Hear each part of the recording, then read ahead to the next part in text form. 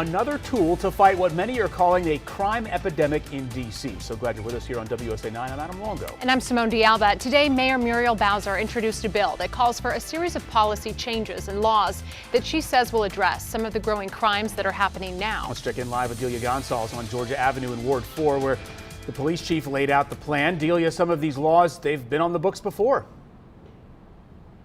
That's right. In fact, one of the laws proposed by the mayor and the police chief is to reinstate the anti-mask law. Obviously, that did not make sense during the pandemic. So now the mayor says it's time to revisit what once worked. So let's take a closer look at the Act Now legislation that she will be introducing in the council. The first half of the bill would address police procedures to clarify the chokehold policy. For example, allowing police officers to hold someone by the back of the neck to prevent them from hurting themselves, say for instance during a mental health call. The proposal would also allow officers to review body-worn camera before writing their police report, which they say the U.S. attorney suggested would help them prosecute cases.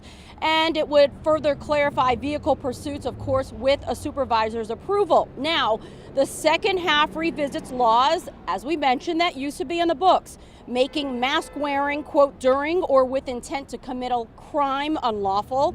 It would also make organized theft rings like those flash mob robberies that we've been seeing a new crime. And it would also allow police to reinstate drug-free zones for up to 5 days at a time at the city's known open-air drug markets. Now, that was a law on the books from 1996 until 2014. And they say it was on the books with major success. The mayor says while she supported the voter-approved measure that made it legal for adults to possess up to 2 ounces of marijuana without restrictions, she says that initiative has had negative impacts.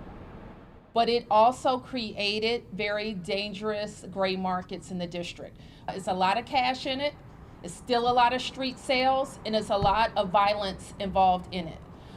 So whether it's marijuana or fentanyl or pills or Percocets or whatever, these drugs are fueling violence and they're disrupting peaceful communities.